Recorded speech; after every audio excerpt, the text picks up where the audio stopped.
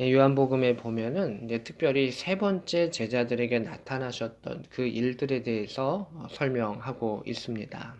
1절에 그 후에 예수님께서 디베랴 호수에 또 제자들에게 자기를 나타내셨다라고 하면서 요한복음에만 나타나 있는 특별한 내용들이 나타나고 있습니다. 여기에는 3절에 시몬 베드로가 나는 물고기 잡으러 간다라고 하면서 이제 배를 타서 그날 밤에 아무것도 잡지 못했던 그 일들에 대해서 이야기하고 있습니다. 시몬 베드로는 원래 어부였다가 주님을 따랐었습니다. 근데 이제 주님께서 부활하신 주님을 만났음에도 불구하고 그의 마음속에는 여러 가지 생각들이 있었던 것 같습니다. 혼돈과 혼란과 여러 가지 것들이 있었을 터인데 그는 물고기를 잡으러 내려갔었던 것을 보게 됩니다. 날이 새어갈 때도 갈 때까지 아무것도 잡지 못했고 예수님께서 그들을 부르시는 모습이 나타납니다. 5절에 얘들아 너희에게 고기가 있느냐 대답하되 없습니다 라고 이야기를 합니다. 예수님께서는 6절에 배 오른편에 던지라 그리하면 잡으리라 하셨고 이에 던졌더니 물고기가 많았다 라고 하는 것을 보게 됩니다. 예수님께서 베드로를 처음 부르셨을 때와 비슷한 장면이 나옵니다. 그러나 차이가 있다면 한 번은 깊은 데 던져라 라고 하셨고 지금은 오른편에 던져라 하셨던 것입니다. 또한 한 번은 주님께서 직접 그들의 배에 오르셨고 그들과 함께 하셨고 그들이 예수님의 이야기를 들은 후에 이제 또 그물을 내렸던 것이 있었고 지금은 예수님께서 직접적으로 찾아오셔가지고 이제 말로써 이렇게 이야기하셨던 것을 보게 됩니다. 7절에 예수께서 사랑하시는 그 제자가 베드로에게 이야기합니다. 주님이시다. 그들은 그 경험을 통해서 이것은 주께서 행하신 일임을 본능적으로 알게 되었던 것을 보게 됩니다. 그리고 베드로는 겉옷을 두른 후에 바다로 뛰어내렸다라고 하는 것을 보게 됩니다.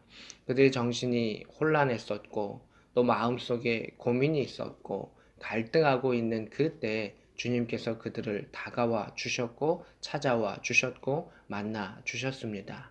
이것이 주님의 모습입니다. 우리가 고민하고 있을 때 우리가 무엇을 해야 될지 알지 못하고 있을 때 우리를 찾아와 주시는 그 주님이 계셨습니다.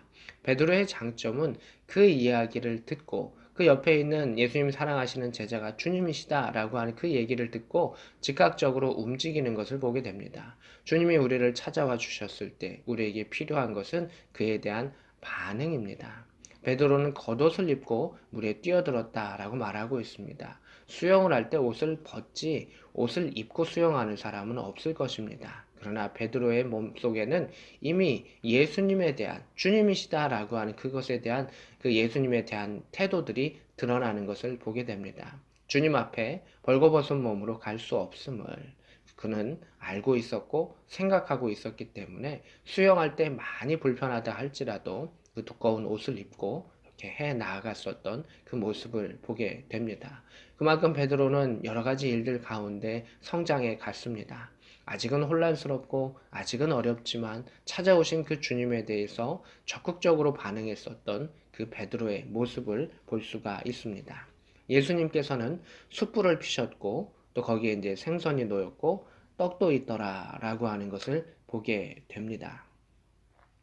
예수님께서는 거기 그들에게 많은 물고기를 잡게 하셨지만 그 물고기 부분이 아니라 자신이 준비한 그 재료들을 통해서 제자들을 이렇게 섬겨주시는 그 모습도 보게 됩니다. 스승이었지만 제자들의 발도 닦아주셨고 또 배고픈 제자들이 왔을 때 그들에게 먹을 것을 직접 준비하셔서 제공해 주시는 예수 그리스도의 모습을 보게 됩니다.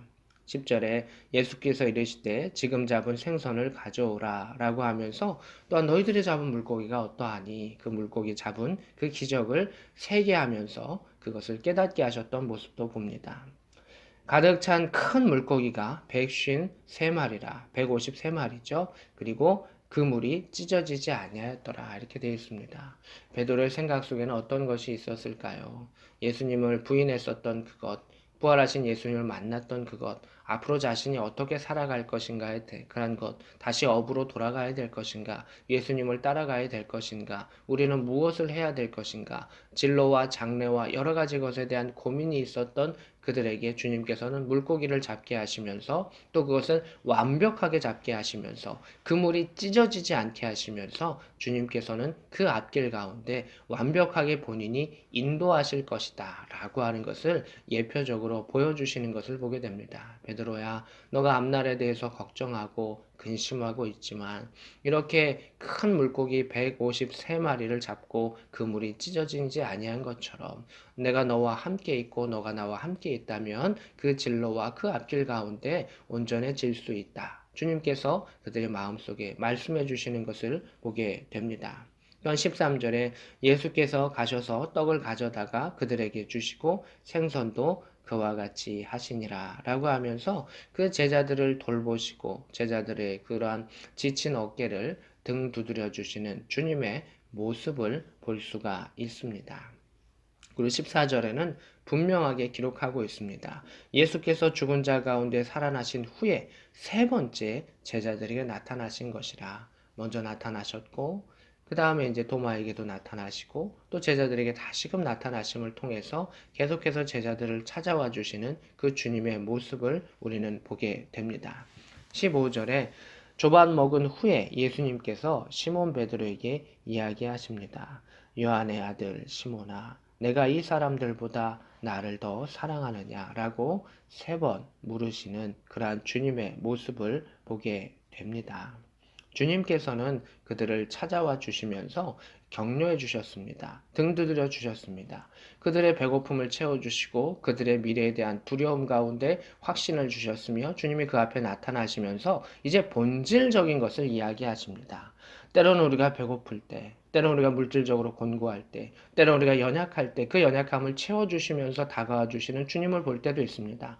그러나 주님께서 진정으로 원하시는 것은 너가 이 사람들보다 더 나를 사랑하느냐라고 하는 그 말씀처럼 너가 나를 바라보기를 원한다. 나를 주목하기를 원한다. 라고 하셨던 그 주님의 뜻을 보게 됩니다.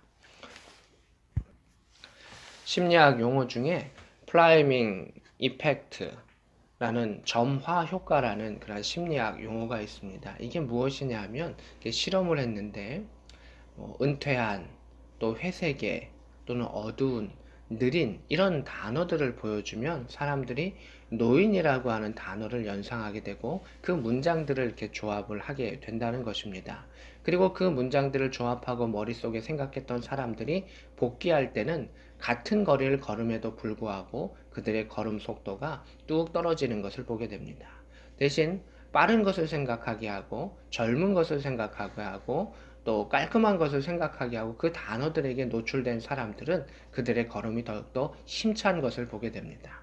또 돈에 대해서도 마찬가지인데 돈을 연상하는 그 단어들을 쫙 던져주면 사람들이 조금 더 개인주의가 된다라는 것이 있습니다. 의자를 넓혀놓게 하면 돈을 연상하게 했던 사람들은 더 의자를 더 띄어서 더 넓게 앉으려고 합니다. 자신을 더 주목하게 된다라고 하는 그런 것을 보게 되고 또 어떤 사람들이 그 설명에 대한 것을 이해하지 못했을 때 그것을 다시금 설명해주고 친절하게 하는 것도 돈을 연상하게 했던 사람들은 그 친절도가 떨어지고 연필을 일부러 흘리게 됐었을 때 누가 더 많이 주워주느냐에 따라서 얘기했을 때도 돈을 연상하게 하는 사람들은 그러한 친절도가 더 떨어지는 것을 보게 됩니다. 내가 어떠한 단어에 노출되고 어떠한 것을 읽고 어떠한 것을 생각하느냐에 따라서 그 점화 효과, 그것이 하나가 기폭제가 되어서 그 연소기관이 이렇게 점화하는 것처럼, 그래서 피스톤이 움직이는 것처럼 그 하나의 사건과 하나의 생각과 하나의 단어들이 다음의 사건과 다음의 행동과 다음에 움직이는 그러한 것들에 영향을 주는 것이 이러한 점화 효과의 것입니다. 신앙생활도 마찬가지일 것입니다. 내가 주님을 바라보고 내가 주님에 대한 생각을 하고 내가 하나님의 언어를 말하며 주님의 사랑 가운데 빠져 있으면 우리는 그 다음이 또 주님의 것으로 움직여질 수 있는 사람이 되는 것입니다. 이 점화 효과라고 하는 것은 항상 유지되는 것은 아닙니다. 그것이 떨어지면 그것이 다음 행동에게 되고 일정 시간이 지면 사라집니다. 그런데 내연기관이 움직일 수 있는 것은 계속해서 점화가 칙칙폭폭되면서 그 앞으로 나아가는 것을 보게 됩니다. 같은 단어가 계속해서 반복적으로 떨어지게 되고 그것이 계속 이루어지게 되면 그는 그 방향으로 갑니다. 우리는 자본주의 사회 안에 가 있습니다. 이 자본주의 사회 가운데 가장 주의해야 되는 것은 만모니즘이라고 하는 것입니다. 자유라고 하는 이름 아래 그 재물을 숭배하게 되는 그러한 것, 또 쾌락을 숭배하게 되는 여러 가지 그 요소들이 있습니다. 하나님을 떠난, 하나님을 생각하지 아니하는 가운데 하나님보다 더한 것을 생각하는 것, 세상과 세상의 것들과 세상의 계획만을 생각하는 그러한 것이 우리 앞에 참 많이 있습니다. 오늘날 학생들은 많은 공부들을 합니다. 그들에게는 공부와 생각과 생각만이 남아있고 계속해서 글로 가게 됩니다. 그러면 그들은 역시 개인주의가 더 심해질 것이고 하나님을 바라보는 것이 아니라 세상의 자신의 길과 자신의 그런 방법만을 추구하며 나아가는 사람들이 점점점 되어 갈 것입니다. 오늘날 교회도 마찬가지일 것입니다. 교회 안에서 하나님을 생각하고 예배를 드릴 수 있는 그 시간이 지금 코로나로 인해서 참 많이 적어졌습니다. 주님을 묵상할 수 있는 시간이 적어졌고 주님에 대한 생각을 사랑을 고백할 수 있는 시간이 적어졌으며 개인의 영성을 또 추구할 수 있는 그런 시간 자체가 절대적으로 적어졌습니다. 편리할 수 있고 편안할 수 있지만 더한 어려움이 있는 그러한 시대를 우리는 맞이하게 됐었습니다. 무엇을 읽고 무엇을 생각하느냐에 따라 그의 행동이 달라지지만 우리 믿음의 사람들은 여기 하나가 더 있습니다. 내가 예수 그리스도를 믿습니다. 그 믿음의 고백. 내가 예수를 사랑합니다. 그 사랑의 생각과 그 고백이 우리를 움직이게 합니다. 예배는 하나님에 대한 사랑의 고백입니다. 또한 우리의 기도를 통해서 우리 자신이 하나님께 하나님 도와주십시오라고 말하기도 하고 또한 우리가 하나님의 도움이 필요한 자로 우리 자신을 바꾸어가는 것이 기도의 순간이기도 합니다. 주님이 우리를 찾아와 주시기는 합니다. 그러나 신앙 가운데 놀라운 기적과 놀라운 일들을 체험했었던 사람을 보면 주님이 찾아와 주셨을 때 그것에 대해서 먼저 반응하고 또 주님을 찾아오며 적극적으로 움직였던 사람들이 보다 큰 주님의 역사와 은혜를 경험하는 것을 바라보게 됩니다. 오늘 우리는 예배라고 하는 귀한 시간 가운데 참여하고 있습니다. 내가 이 시간을 어떻게 듣고 내가 이 시간을 어떻게 씹으며 나아가느냐에 따라서 우리의 삶이 달라지는 것을 보게 됩니다. 묵상은 말씀을 씹는 것이죠. 생각 가운데 나를 적셔가는 것이고 하나님의 말씀으로 나를 적셔가는 것이고 그리고 기도함과 엎드려짐과 또 워십 같이 있는 것을 하나님께 드리는 그 예배, 그 희상의 번제는 예수의 보혈로서 나를 덮는 것입니다. 나의 피로 이 땅에 나의 죄를 씻어야 하겠지만 예수 그리스도의 피로써 그것을 대신하게 하셨고 씻게 하셨고 그 피로써 우리의 죄를 속해 주셨던 하나님 아버지의 은혜와 예수 그리스도의 은혜가 오늘 이 예배 가운데 나타나게 됩니다. 베드로를 부르셔서 너가 나를 사랑하느냐 나를 바라보아라. 너가 앞길에 대해서 근심하고 또 실수했던 것에 대해서도 근심하며 여러 가지 일들에 대해서 이야기하지만 나를 바라보아라. 그리고 나를 사랑해라. 그리하면 너가 그 일들을 행할 수 있을 것이다. 주님 말씀하여 주셨습니다. 18절에 젊어서는 스스로 띠뛰고 원하는 것으로 다녔거니와 우리는 자신이 원하는 것을 공부하고 자신이 원하는 것을 추구하며 그것을 행해서 나아갑니다. 그러나 늙어서는 내 팔을 벌리리니 남이 내게 띠띠우고 원하지 아니하는 곳으로 데려가리라. 주님을 바라보고 주님을 사랑한다면 내가 원하는 것이 아닌 주님이 원하는 것을 찾게 되고 그 일들에 대해서 이끌림 받게 되고 순종하며 나아가는 사람이 됨을 보게 됩니다. 우리가 지금은 연약하기에 나의 삶을 도와주십시오 이렇게 간구하지만 우리의 기도와 그 예배를 통해서 하나님이 이끄시는 그 삶, 주님을 사랑하는 그 삶, 주님과 동행하는 삶 속에서 복된 기쁨과 평안을 누릴 수 있는 저와 여러분 될 수 있기를 주님의 이름으로 축복합니다.